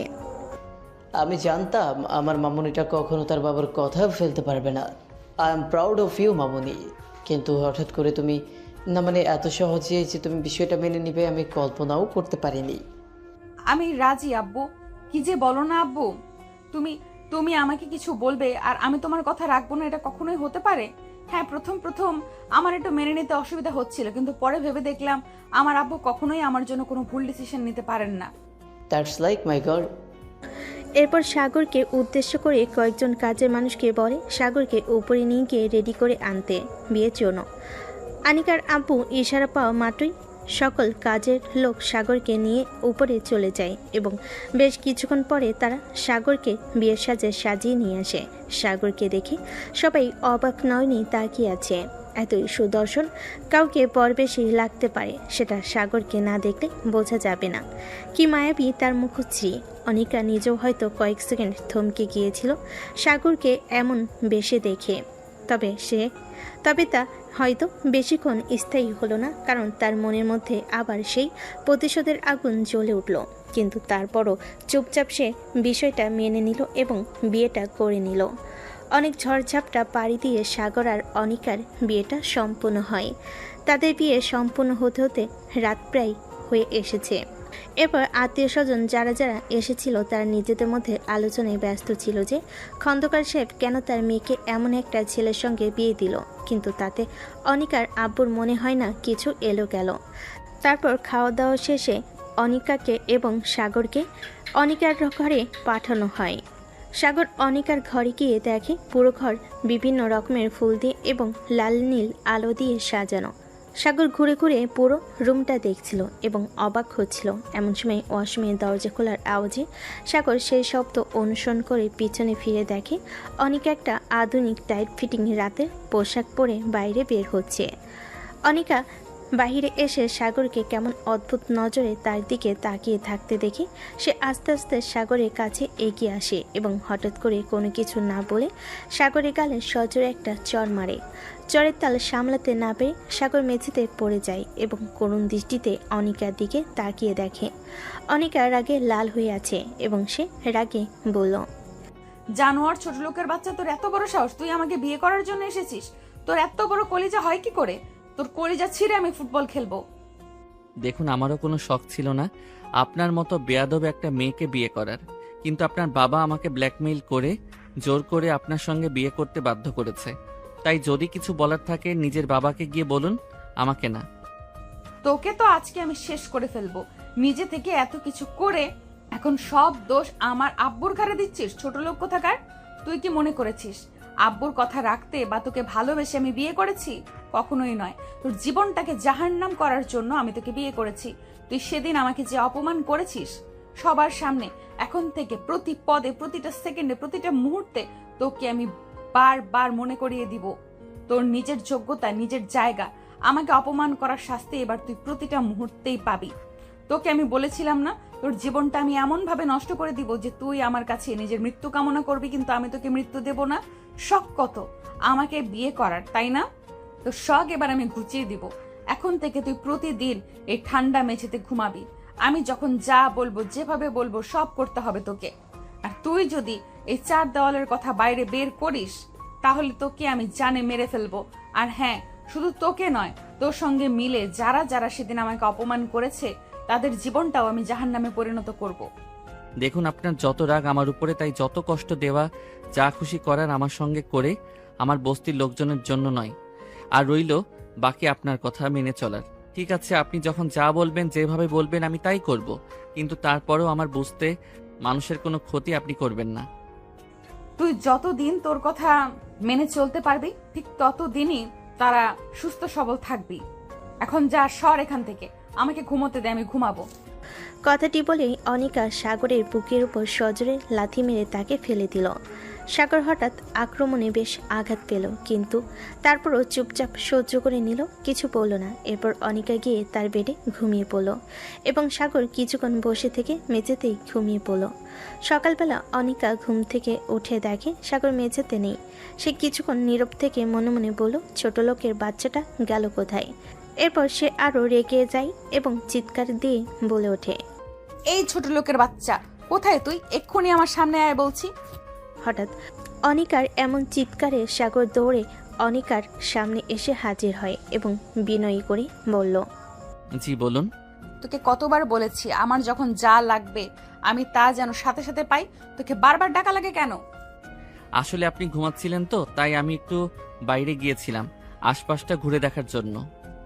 তোকে কি এই বাড়িতে আশপাশ ঘুরে দেখার জন্য বসিয়ে বসিয়ে খাওয়ানো হয়? এমন করে বলছেন কেন? বলুন আপনার কি লাগবে, আমি এনে দিচ্ছি। সাগরের কথা শেষ হতে না হতে অনিকা সজোরে সাগরের গালে একটা চড় মারে। এমন হঠাৎ অনিকার হাতে মার খেয়ে সাগর বিস্মিত হয়ে যায়। কেন অনিকা বারবার সাগরকে আঘাত করে, কারণে অকারণে। এভাবে সাগর আর অনিকার জীবন শুরু হয়। এভাবে বেশ কিছুদিন বিভিন্নভাবে বিভিন্ন সময় বিভিন্ন রকমের অত্যাচার করতে থাকে অনিকা সাগরের উপর। সামনে সাগরের ফাইনাল পরীক্ষা, এজন্য আজকে সাগর ইউনিভার্সিটিতে যাবে। সাগর যখন রেডি হয়ে বের হতে যাবে এমন সময় অনিকার আব্বু সাগরকে ডেকে বলে, বাবা সাগর কোথায় যাচ্ছ তুমি? আসলে আঙ্কেল, সামনে আমার পরীক্ষা, এজন্য আজকে আমাকে একটু ইউনিভার্সিটিতে যেতে হবে। ও তুমি পড়াশোনা করো? কই আগে তো কখনো বলো নাই। আগে তো আপনি কখনো প্রশ্ন করেন নাই এই বিষয়ে, এজন্য এই বিষয়ে আগে আপনাকে বলা হয় নাই। ও আচ্ছা, তা কোন ইউনিভার্সিটিতে পড়ো তুমি? ঢাকা ইউনিভার্সিটিতে স্যার। অসাধারণ, অনিকাও তো এই একই ইউনিভার্সিটিতে পড়ে। আচ্ছা কোন ডিপার্টমেন্টে আছো তুমি? পদার্থবিজ্ঞান। মাই গড, আমি যত তোমার বিষয়ে জানছি তত মুগ্ধ হয়ে পড়ছে। কিপ ইট আপ মাই সান। আচ্ছা শোনো, তুমি একা কেন যাচ্ছ? অনিকাও তো এখন ইউনিভার্সিটিতে যাবে, তাহলে তোমরা দুজন একসঙ্গে যাচ্ছ না কেন? আচ্ছা তুমি দাঁড়াও, আমি অনিকাকে বলছি তোমাকে সাথে করে নিয়ে যাওয়ার জন্য। অনিকা মামনি কোথায় তুমি? না থাক আঙ্কেল, কি দরকার ওনাকে শুধু শুধু বিরক্ত করার। আমি একাই চলে যেতে পারবো, আমার কোনো সমস্যা হবে না। তোমার কোনো সমস্যা না হলেও আমার সমস্যা হবে তুমি যদি এভাবে একা একা ইউনিভার্সিটিতে যাও। আব্বু ডাকছো আমাকে? হ্যাঁ মামনি, বলছি তুমি এখন ইউনিভার্সিটিতে যাবে না? জি আব্বু, এই জন্যই তো রেডি হচ্ছিলাম। তুমি যাওয়ার সময় সাগরকে সাথে নিয়ে যাবে। আর হ্যাঁ, রোজ রোজ তুমি একা ইউনিভার্সিটিতে যাও কেন? আর আগে কেন বলো নেই যে সাগর তোমার সঙ্গে তোমার ইউনিভার্সিটিতে পড়ে? এখন থেকে যেন আমি দেখি তুমি আর সাগর একসঙ্গে প্রতিদিন ইউনিভার্সিটিতে যাচ্ছ। কিন্তু আব্বু। আর কোনো কিন্তু নয়। কথাটি বলে অনিকার আব্বু চলে যায়। অনিকার আব্বু চলে যেতেই অনিকার রাগী ফুঁসতে ফুঁসতে আবই গিয়ে সাগরের গালে সজোরে একটা চড় মারে। সাগর কিছুক্ষণ গালে হাত দিয়ে দাঁড়িয়ে থাকে, আর অনিকার আগে কটমট করতে করতে বলে, ছোট লোকের বাচ্চা, তোর এত বড় সাহস, তুই আজকে আমার আব্বুর কাছে আমার নামে নালিশ করেছিস? বিশ্বাস করুন, আমি ওনাকে কিছু বলিনি। বিশ্বাস? তাও আবার তোদের মতো ছোট লোককে? রাগে অনিকা কিছু টাকা সাগরের মুখের উপর ছুঁড়ে দিয়ে চলে যায় এবং তাকে একা একা ইউনিভার্সিটিতে চলে যেতে বলে। আর এই কথা যদি অনিকার আপুর কান পর্যন্ত যায় তাহলে সাগর একদিন কি অনিকার একদিন বলে অনিকা চলে যায়। এদিকে সাগর কিছুক্ষণ অনিকার যাওয়ার দিকে তাকিয়ে রইল এবং নিজেও চলে গেল। সাগর রিক্সা নিয়ে ইউনিভার্সিটিতে চলে আসে এবং গেট দিয়ে প্রবেশ করতে না করতে হঠাৎ করে কেউ একজন এসে সাগরকে জাপটে ধরে। এতে সাগর হতভম্ব হলেও পরে বুঝতে পারে কে সে। আশা। সাগর, এতদিন কোথায় ছিলি তুই? সে যে তোকে গাড়ি করে গেল, আর তো কখনো বস্তিতে ফিরে এলি না। তুই জানিস আমি তোর জন্য কত অপেক্ষা করেছি, এখনো কত অপেক্ষা করি। তুই আগে ইউনিভার্সিটিতে আসতে পারতি না জন্য আমিও আসতাম না। এসে কি করব বল? কারো ইউনিভার্সিটিতে তো তুই থাকতি না, আর এখন শুধু একটা নজর তোকে দেখার জন্য যদি তুই ইউনিভার্সিটিতে আসিস, এই জন্য আমি রোজ ইউনিভার্সিটিতে এসে ঠিক সেই জায়গায় বসে থাকি যে জায়গাটায় তুই আর আমি বসে আগে আড্ডা দিতাম। তুই কোথায় চলে গিয়েছিস সাগর? আর এতদিন কোথায় ছিলি? তোমার কি কখনো আমাদের কথা মনে পড়েনি? আরে পাগলি, এমন করছিস কেন? আমি তো এসেছি। আচ্ছা ঠিক আছে, তুই আয় আমার সামনে, আমি তোকে সব বুঝিয়ে বলছি আমি কোথায় ছিলাম, কেন ছিলাম, আর কেনই বা যদি ইউনিভার্সিটিতে বা বস্তিতে আসিনি। সাগর আশার হাত ধরে নিয়ে তার সামনে দাঁড় করে এবং চোখ তুলে দেখে আশা কান্না করছে। সাগর পরম যত্নে আশার চোখের পানি মুছিয়ে দেয় এবং তাকে নিয়ে সাইডে গিয়ে বসে। এরপর সাগর আশার হাতের উপর হাত রেখে তাকে বলে, আশা, এখন আমি যা বলবো তুই খুব মনোযোগ সহকারে শুনবি। সাগরের এমন কথা শুনে আশা বেশ খানিকটা ভয় পায়, কিন্তু তারপরও তা মুখে প্রকাশ করে না, কারণ সে জানে না সাগর এখন কি বলতে চলেছে। কিন্তু তারপরও ভীষণ আগ্রহ নিয়ে আশা সাগরের মুখের দিকে চেয়ে থাকে। এরপর সাগর আস্তে আস্তে তার সাথে ঘটে যাওয়া সকল কথা আশাকে বলে। সাগরের কথা শুনে যেন আশার মাথায় বজ্রপাত হয়, সে যেন ভারসাম্য হারিয়ে ফেলে নিজের। সে কাঁপা কাঁপা গলায় বলে, সাগর, তুই বিয়ে করেছিস মানে? তুই কি আমার সঙ্গে মজা করছিস? দেখ, যদি মজা করে থাকিস তাহলে প্লিজ এই জঘন্য মজাটা আমার সঙ্গে করিস না। না রে আশা, আমি মজা করছি না, সত্যি সত্যি আমি বিয়ে করেছি। আসলে আমি বিয়ে করতে বাধ্য হয়েছি।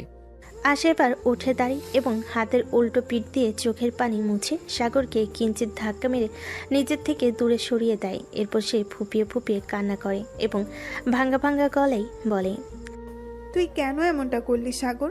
আর বিয়ে যখন করেছিস সেখানে এখন বলতেছিস কেন? যখন বিয়ে করেছিস তখন তো বলিসনি। আসলে আশা, সবকিছু এত দ্রুত হয়ে গেছিল যে আমি কি করব কিছু বুঝতে পারিনি। কাকে বিয়ে করেছিস তুই? অনিকা খন্দকারকে। সাগরের বলা কথা শুনে আশা বিস্ময়ের সাথে সাগরের দিকে তাকায়। আশার তাকানো দেখে সাগর বুঝতে পারে আশা মনে মনে কি ভাবছে এবং সে এবার আশাকে সবকিছু শুরু থেকে শেষ পর্যন্ত বুঝিয়ে বলে। সাগরের সমস্ত কথা শুনে আশা বুঝতে পারে যে সাগর পরিস্থিতির শিকার। এরপর সে তার কান্নাটা কমিয়ে সাগরের পাশে গিয়ে বসে এবং সাগরের হাত নিজের হাতের মুঠোয় নিয়ে সাগরের দিকে তাকায় এবং অপর হাত দিয়ে সাগরের মাথায় হালকা হাত বুলিয়ে দেয়। আর এই দৃশ্য দূর থেকে একজন দেখে যেন গরম তেলে দেওয়া মাছের মতো ফুটতে থাকে। আশা সাগরকে আশ্বস্ত করে বলে, তোর জীবনটা তো তাহলে শেষ হয়ে যাবে সাগর। তুই কিভাবে সারা জীবন কাটাবি ওই মেয়ের সঙ্গে? ওই মেয়েটা তো তোকে ধ্বংস করে দিবে। আমি নিজের ধ্বংসের পরোয়া করি না আশা, কিন্তু আমি যদি তাদের কথা না মানি তাহলে তারা তোদের উপর অত্যাচার করবে। তাই বলে আমাদের জন্য তুই এভাবে নিজের জীবনটা ধ্বংস করে দিবি? আর কাদের জন্য তুই নিজের জীবনটা এভাবে বাজি রেখেছিস? ওসব মানুষের জন্য যারা তুই গাড়ি করে চলে আসার পর তোকে নিয়ে সমালোচনার আসর বসিয়েছিল। তারা যেমনই হোক আর যাই করুক, তাদের করুণা তো আমি এটা ভুলতে পারবো না কখনো। যে যখন আমার পেটে অন্ন ছিল না, আমার মাথার উপরে ছিল না ছাদ, তখন তারা আমাকে আশ্রয় দিয়েছিল, আমার মুখে খাবার তুলে দিয়েছিল। আর কোনো কিন্তু নাই। চলো যাই, আমরা ক্লাসে যাই। সাগর আর আশা নিজেদের ক্লাসের দিকে চলে যায়। এদিকে এতক্ষণ ধরে অপর পাশের বিল্ডিং থেকে অনিকা সবকিছু পর্যবেক্ষণ করছিল। কেন যেন অনিকার সাগর আর আশার ঢলাঢলিটা পছন্দ হলো না। তাই অনিকা নিজেও ওখানে আর বেশিক্ষণ দাঁড়িয়ে না থেকে তার ক্লাসের দিকে চলে যায়। খুব ভালোভাবে সকলে তাদের ক্লাস শেষ করে। এরপর অনিকা আর তার ফ্রেন্ডরা মিলে ক্যান্টিনের দিকে যায়। অনিকা এবং তার ফ্রেন্ডরা মিলে আড্ডা দিচ্ছিল। এমন সময় সাগর এবং আশা ক্যান্টিনে প্রবেশ করে। অনিকা সাগর এবং আশাকে ক্যান্টিনে প্রবেশ করতে দেখে তার মিলিয়ে যাওয়া রাগটা আবার মাথা চাড়া দিয়ে ওঠে এবং সে কোনো কিছু না ভেবে সাগরকে ডাক দেয়। হে ইউ, এদিকে আয়।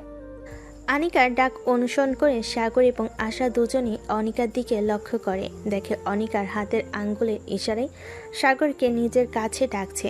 তাই সাগরও আর কোনো কিছু না ভেবে অনিকার দিকে অগ্রসর হয়। সাগর যখন অনিকার পাশে গিয়ে মাথা নিচু করে দাঁড়ায়, তখন অনিকা 500 টাকার একটা নোট বের করে সাগরের হাতে দেয় এবং বলে, আমার জন্য এবং আমার ফ্রেন্ডের জন্য কফি নিয়ে এসো এবং সকলের জন্য স্যান্ডউইচ নিয়ে আসবে। এরপর যদি কিছু টাকা বাকি থাকে সেটা তোমার টিপস।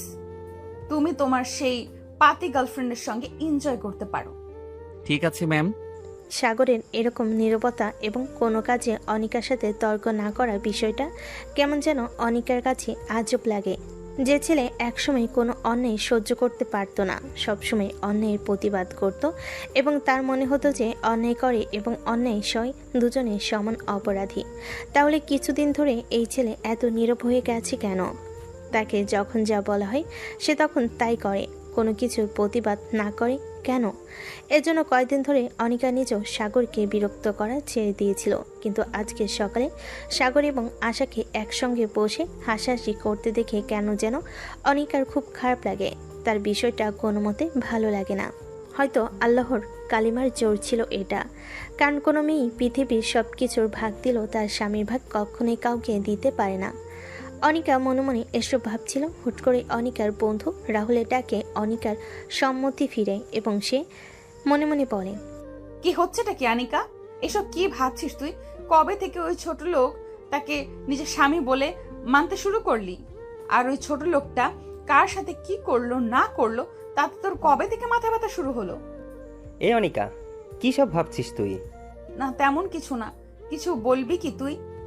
তুই কি ঠিক আছিস অনিকা? ঠিক আছে। কেন বলতো? না মানে তুই তো কখনোই সব ছোট লোকের সঙ্গে গায়ে পড়ে কথা বলতি না, তাহলে এখন হঠাৎ তোর কি হলো? তুই এমন করছিস কেন? কিছু কিছু ছোট লোকদের তাদের নিজের জায়গা দেখানোর জন্য হলেও তাদের সঙ্গে কথা বলতে হয়। এতক্ষণ ধরে অনিকা এবং রাহুল যা কথা বলছিল কিছুটা দূরে দাঁড়িয়ে আসা সব কথাই শুনলো এবং তার মনের ভিতর ভীষণ আফসোস হতে লাগলো সাগরের জন্য। ছেলেটার জীবনটা পুরো ধ্বংস হয়ে গেল, কখনোই তাকে শান্তি দিবে না।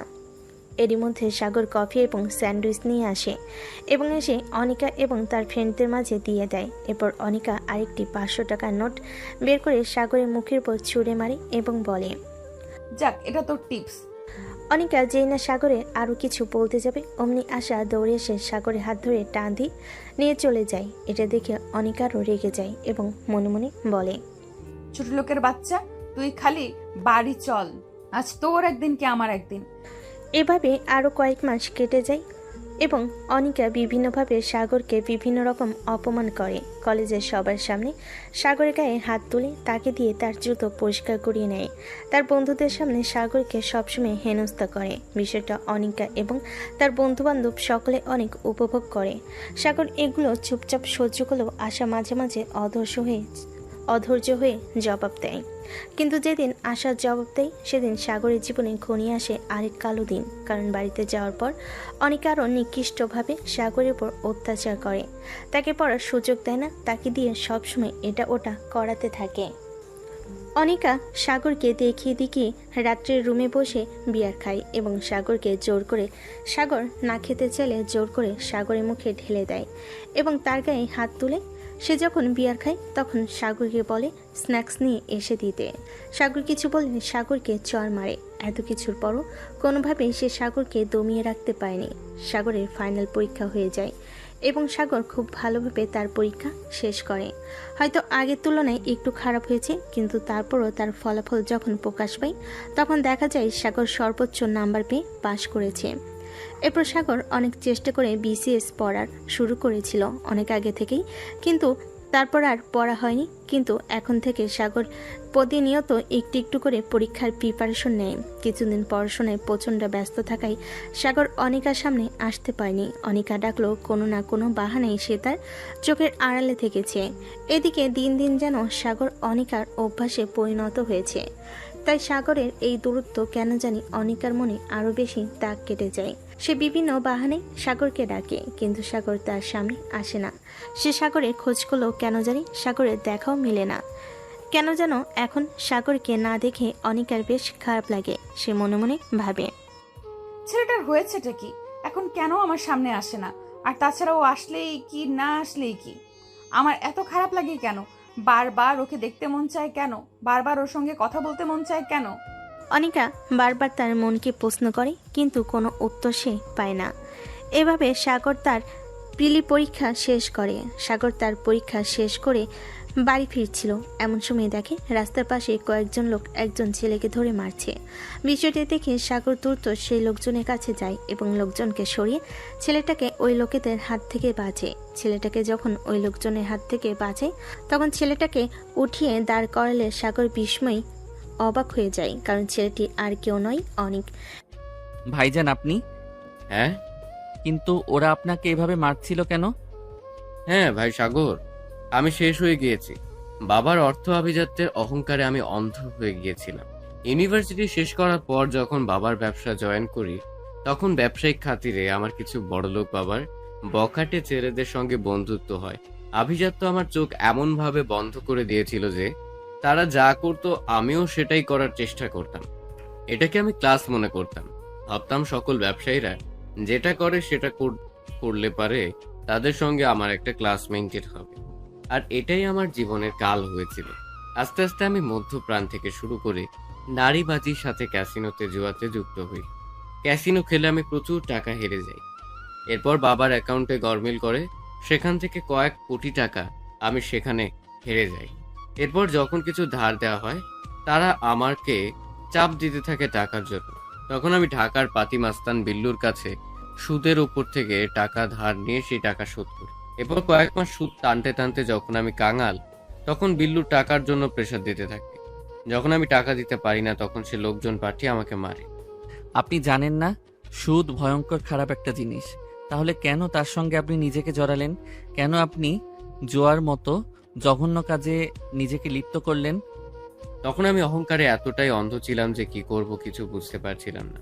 এখন আমি কি করব ভাই? এখন যে মরা ছাড়া আমার কোনো গতি নাই। মরা এত সহজ না ভাইজান। আপনি মরলে আপনার বাবা মা ভাই বোনের কি হবে চিন্তা করে দেখেছেন একবারও? তাহলে এখন আমি কি করব? কত টাকা পাবে বিল্লু আপনার থেকে? 5 কোটি টাকা পাবে।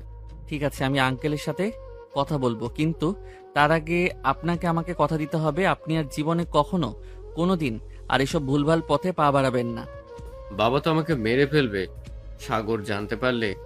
চিন্তা করবেন না, আমি আছি তো, কিচ্ছু হবে না। এরপর সাগর অনিকের আব্বুর অফিসে গিয়ে অনিকার আব্বুর সঙ্গে অনিকের বিষয়টা নিয়ে কথা বলে। প্রথমে অনিকের আব্বু ভীষণ রেগে যায়। সাগর অনেক কষ্টে তাকে শান্ত করে এবং বুঝিয়ে বলে অনিক তার নিজের ভুল বুঝতে পেরেছে এবং সে আর জীবনেও এই ভুল পথে পা বাড়াবে না।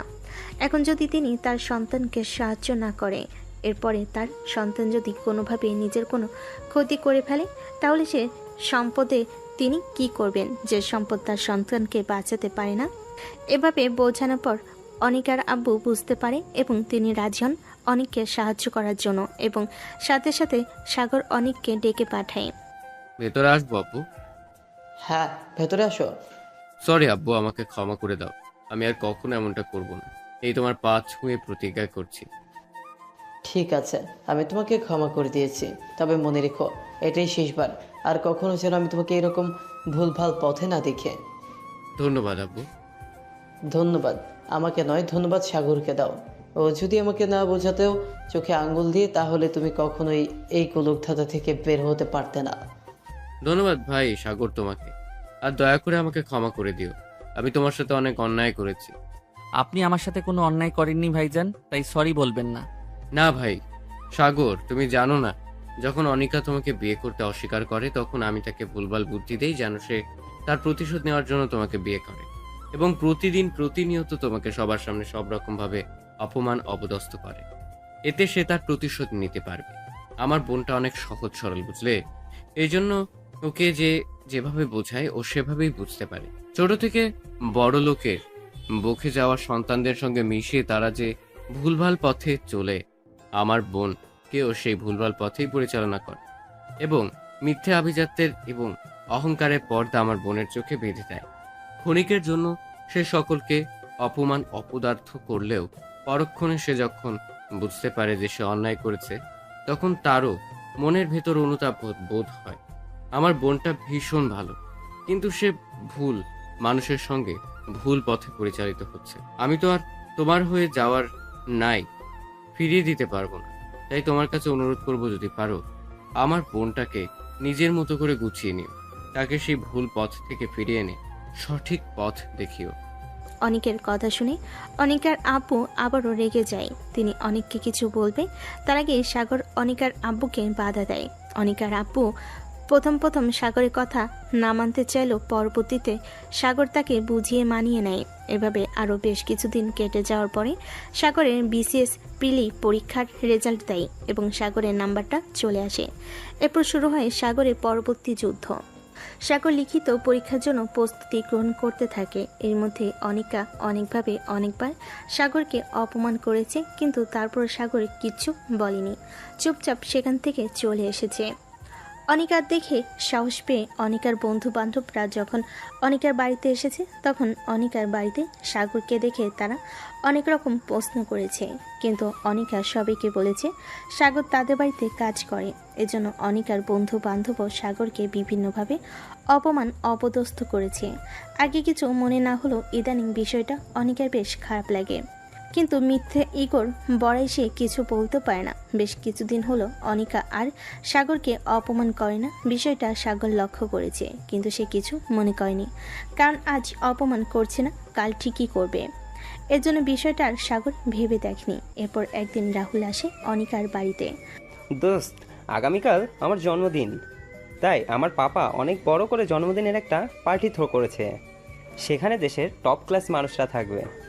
আমি চাই তুই অবশ্যই সেখানে আয়, কারণ তুই আমার অনেক কাছের একজন মানুষ। আর আমার এই স্পেশাল একটা দিনে আমার স্পেশাল মানুষ তুই সেখানে থাকবি না, সেটা হতেই পারে না। আমাকে কথা দে তুই আসবি। অবশ্যই আমি যাব, চিন্তা করিস না। পরের দিন অনিকা যখন পার্টিতে যাওয়ার জন্য বের হয়, তখন অনিকার আব্বু অনিকাকে থামিয়ে বলে, কোথায় যাচ্ছ অনিকা তুমি? আব্বু, আজকে রাহুলের জন্মদিন, আমি সেখানে যাচ্ছি। কোন রাহুল? সেই মির্জার স্মাগলার ছেলে? আব্বু, তুমি শুধু শুধু আমার বন্ধুকে অপমান করছো, সে মোটেও এমন নয়। তারা যে কেমন তাদেরকে আমাকে চিনিও না, তারাই তো তোমার মাথাটা পুরোপুরি খেয়েছে। উফ আব্বু। শোনো, যেখানেই যাবে সাগরকে সাথে নিয়ে যাবে, কারণ তোমার বন্ধুদের পার্টি মানেই তো মদ্যপান করা আর ড্রাগস নেওয়া এবং নাচানাচি করা। ওকে কেন নিয়ে যেতে হবে আমার বন্ধুদের পার্টিতে? আমি যা বলছি তাই করো, না হলে তোমারও চাওয়া হবে না। এরপর অনিকা আর কোনো উপায় না পেয়ে সাগরকে নিয়ে পার্টির উদ্দেশ্যে রওনা হয়। অনিকা যখন পার্টিতে প্রবেশ করে তখন পুরো পার্টিতে হৈ হৈ পড়ে যায় তাদের বন্ধুদের, কিন্তু পরবর্তীতে তাদের মুখ ঘন কালো মেঘে ঢেকে যায় যখন সাগরকে দেখে। সাগর প্রথমে আসতে চায়নি, কিন্তু অনিকার আব্বুর জোড়াজড়িতে এসে আসতে বাধ্য হয়েছে। প্রথম তারা সাগরকে কিছু বলতে চাইল, পরবর্তীতে অনিকা নিষেধ করলে তারা আর কিছু বলে না। এরপর সাগর পার্টির এক সাইডে গিয়ে দাঁড়িয়ে থাকে। অনিকা পার্টিতে আসার পর থেকে তার বন্ধুদের সাথে ডান্স করে নাচানাচিতে ব্যস্ত। পরবর্তীতে তার বন্ধুবান্ধব তাকে ড্রিঙ্কস করার জন্য বলে সে তাদেরকে মানা করে দেয়, কিন্তু আজকে পার্টিতে সব থেকে সুন্দর এবং গর্জিয়াস লাগছে অনিকাকে। রাহুলের তো অনেক আগে থেকেই অনিকার উপর কুদৃষ্টি ছিল, আজকে দেখে সে যেন চোখ দিয়ে অনিকাকে গিলে খাচ্ছে। বিষয়টা অনিকা বুঝতে পারে না, কিন্তু সাগর যখন লক্ষ্য করে তখন তার নজর আটকায়। কথায় আছে না, একজন ছেলে আরেকজন ছেলে দৃষ্টি পড়তে পারে। সাগরে কেন যেন ভীষণ রাগ হয়, কিন্তু তারপরও সে পাবলিক প্লেসের জন্য নিজেকে সংযত করে। সাগর যখন এক সাইডে দাঁড়িয়েছিল তখন একটা মেয়ে হুট করে এসে সাগরের দিকে হাত বাড়িয়ে দেয় ডান্স করার জন্য। মেয়েটি সাগরের দিকে হাত বাড়িয়ে দিয়ে বলে, এই handsome. No, it's okay, you carry on. Dance floor থেকে অনিকা লক্ষ্য করে দেখে সাগর একটি মেয়ের সঙ্গে কথা বলছে। এটা দেখে অনিকার ভীষণ রাগ হয় এবং সে রাগে বশবর্তী হয়ে কী করছে না করছে সে নিজেও জানে না। এজন্য সে যে রাহুলের এগিয়ে দেওয়ার ড্রিঙ্কসের বোতলটা নিয়ে খেতে শুরু করে, এদিকে তার কোনো হুঁশ নেই। অনিকা এক নিঃশ্বাসে পুরো বোতল খালি করে দেয়, আর এদিকে রাহুল অনিকার ড্রিঙ্কসের মধ্যে যে নেশার ওষুধ মিশিয়ে দিয়েছে সেটা থেকে অনিকা অজানা। অনিকা পুরো বোতল খালি করার পরে হঠাৎ করেই কেন যেন তার বারবার মাথাটা ঘুরে উঠছে। এতে রাহুল বুঝতে পারে এখনই সঠিক সময়। অনেক ভিড়ের মধ্যে খুব সতর্কতার সাথে অনিকাকে টাইপ করে পাশের একটি রুমে নিয়ে যায়। অনিকা মাতাল থাকায় সে ঠিকঠাক কিছু বুঝতে পারে না এবং রাহুলকে সে সাগর ভাবতে থাকে। এই সুযোগটা নিয়ে রাহুল অনিকার একদম কাছাকাছি চলে আসে। সাগর কিছু সময়ের জন্য অন্যমনস্ক হয়ে যাওয়াই বুঝতে পারেনি এতক্ষণে কি ঘটে গেছে। এরপর সে আশেপাশে অনিকাকে খুঁজতে থাকে, কিন্তু সে কোথাও অনিকাকে পায় না। এরপর তার আর বুঝতে বাকি থাকে না নিশ্চয়ই অনিকার কোনো বিপদ হয়েছে। সাগর এবার চারপাশটা ভালোভাবে তন্ন করে খুঁজতে থাকে। যখন সে পায় না তখন আশেপাশের লোকজনকে জিজ্ঞেস করতে থাকে, কিন্তু কোথাও থেকে কোনো উত্তর না পেয়ে সে খুঁজতে খুঁজতে সেই রুমের দিকে চলে যায়। সেই রুমে প্রবেশ করে দেখে রাহুল অনিকার একদম কাছে চলে এসেছে, যে না অনিকাকে স্পর্শ করতে যাবে। অমনি সাগর রাহুলের হাতটা এত জোরে মুচড়ে ধরে যেন হাতটা ভেঙে যাবে। এরপর সাগর রাহুলকে ইচ্ছে মতো মারে। অনিকা নেশায় থাকায় সে জানে না তার সামনে কি হতে যাচ্ছে। সাগর রাহুলকে মেরে সেখানে আদমরা করে ফেলে রেখে এসে অনিকাকে নিয়ে বাসায় ফিরে। অনিকাকে সাগর বাসায় নিয়ে এসে অনিকার রুমে নিয়ে আসে।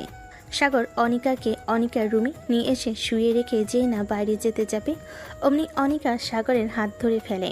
এরপর সাগরকে হুট করে এক টান দিয়ে নিজের উপর ফেলে দিয়ে মিনমিন করে বলতে থাকে, আমাকে রেখে যেও না পাজে ছেলে।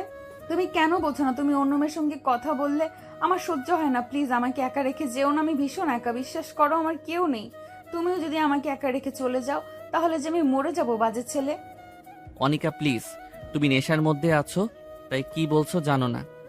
হ্যাঁ, আমি নেশার মধ্যে আছি, তবে এটা তোমার নেশা বাজে ছেলে। আমার তোমাকে চাই। ঠিক আছে, তুমি এমন করো না প্লিজ। আমি আছি, তুমি ঘুমিয়ে পড়ো, আমি তোমার কাছেই আছি। তুমি কেন বোঝো না? আমার তোমাকে চাই, খুব করে চাই, নিজের মধ্যে চাই, নিজের অস্তিত্বে মিশিয়ে নিতে চাই। প্লিজ বাজে ছেলে, প্লিজ। ছেড়ে দাও অনিকা, এখন তুমি নেশায় আছো জন্য এসব বলছো। সকালে নেশা কেটে গেলে তখন আমি তোমার চোখে জঘন্য হয়ে যাব। তুমি বেশি কথা বলো। তুমি জানো বাজে ছেলে, আমার বেশ কিছুদিন তোমার নেশা পেয়েছে।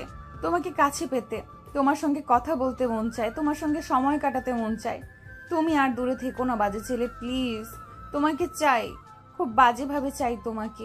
ভালোবাসি বাজে ছেলে, তোমাকে ভীষণ ভালোবাসি, কিন্তু কিভাবে জানি না, তবে আমি তোমাকে আসক্ত হয়েছি, ভীষণ বাজেভাবে আসক্ত হয়েছি। তুমি কেন আমাকে ভালোবাসো না? আমি তো সেই কবেই তোমাকে ভালোবেসে ফেলেছি, যখন আমি ঠান্ডায় কষ্ট পেলে গরম কাপড় জড়িয়ে দিতে, যখন তোমার কোনো বন্ধু আমাকে অপমান করত তুমি আমার আড়ালে তাদের সঙ্গে বন্ধুত্ব নষ্ট করার ধমকি দিতে, যখন আমাকে তুমি অন্য কোনো মেয়ের সাথে দেখতে তখন তুমি কষ্ট পেতে।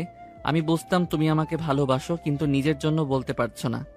আমি তো সেই কবে তোমাকে ডুবেছি মেয়ে।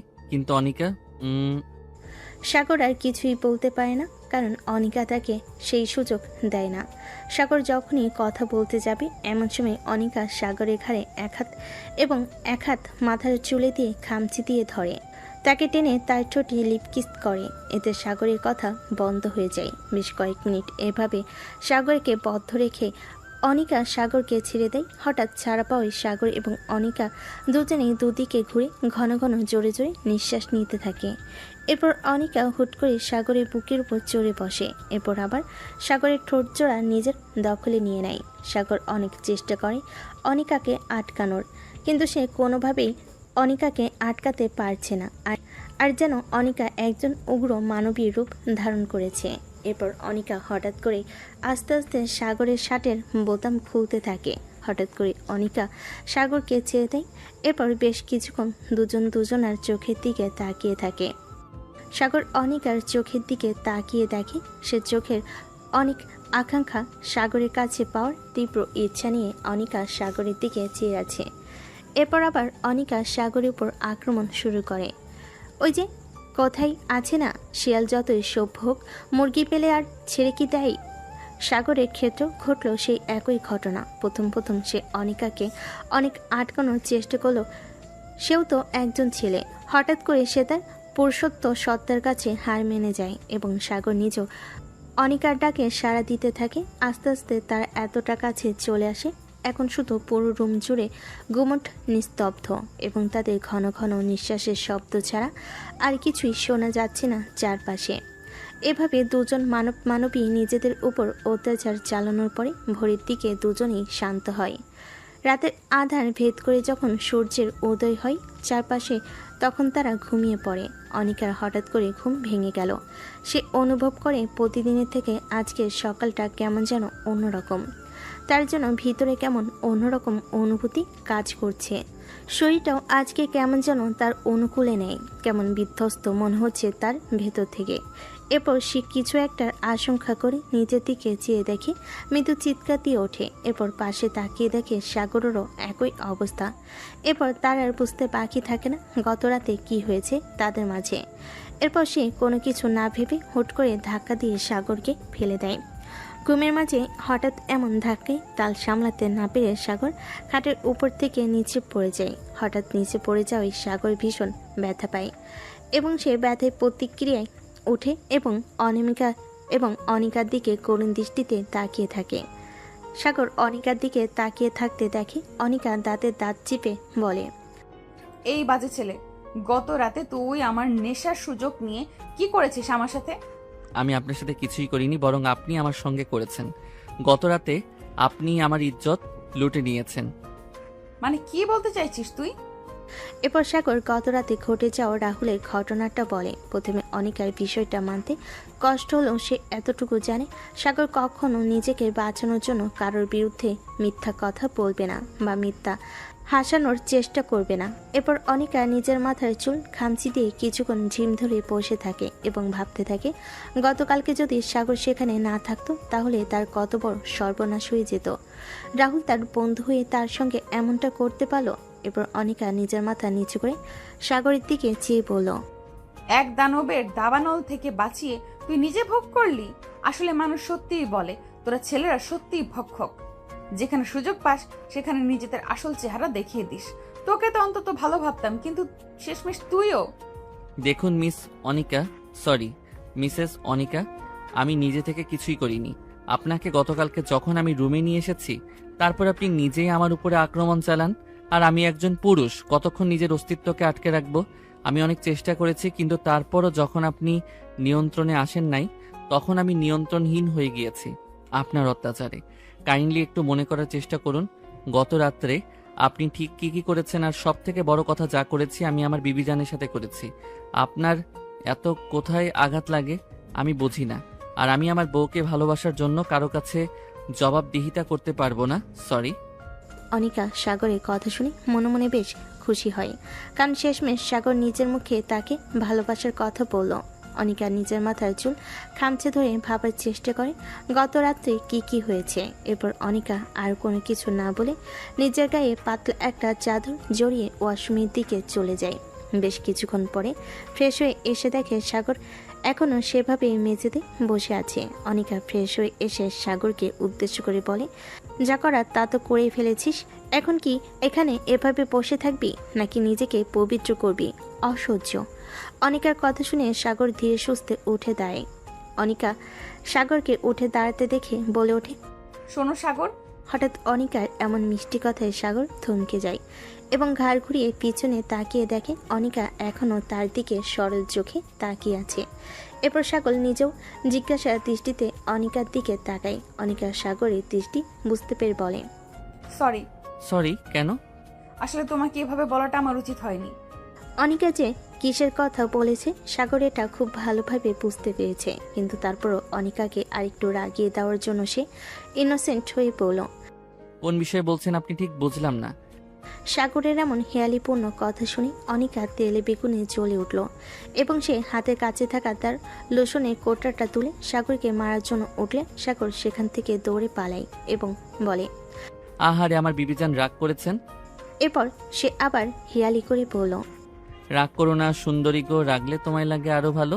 এরপর সে সেখান থেকে দৌড়ে ওয়াশরুমের দিকে চলে যায়। সাগর দৌড়ে ওয়াশরুমে গিয়ে দরজা বন্ধ করে দিতেই অনিকা হালকা হেসে ওঠে। কেন যেন এখন তার সাগরের উপর রাগ হয় না, বরং ভালোই লাগে। সাগর এমন দুষ্টামি করে তার সঙ্গে। এরপর সে মনে মনে বলতে থাকে, এ কি জাদু করলে পচা ছেলে, এখন যে তোমাকে ভীষণ ভালোবাসতে ইচ্ছে করে। কবে হয়েছে, কেন হয়েছে, কিভাবে হয়েছে আমি জানি না, তবে এটা হয়েছে। আমি তোমাকে ভালোবাসি পচা ছেলে, ভীষণ ভালোবাসি। আমাকে কখনো ছেড়ে যেও না, তাহলে কিন্তু আমি আর বাঁচবো না। আজকে সাগরের বিসিএস পরীক্ষার রেজাল্ট দিয়েছে এবং তার রোল নাম্বার মেধা তালিকার প্রথম সারিতে রয়েছে। এই খবরটা পাওয়া মাত্রই আশা দ্রুত এই খবরটা সাগরকে পৌঁছে দিতে অনিকাদের বাড়িতে আসে। আশা ড্রয়িং রুমে বসে সাগরের জন্য অপেক্ষা করছিল। এমন সময় পিছন ফিরে তাকিয়ে দেখে অনিকা আর সাগর নিচে নামছে।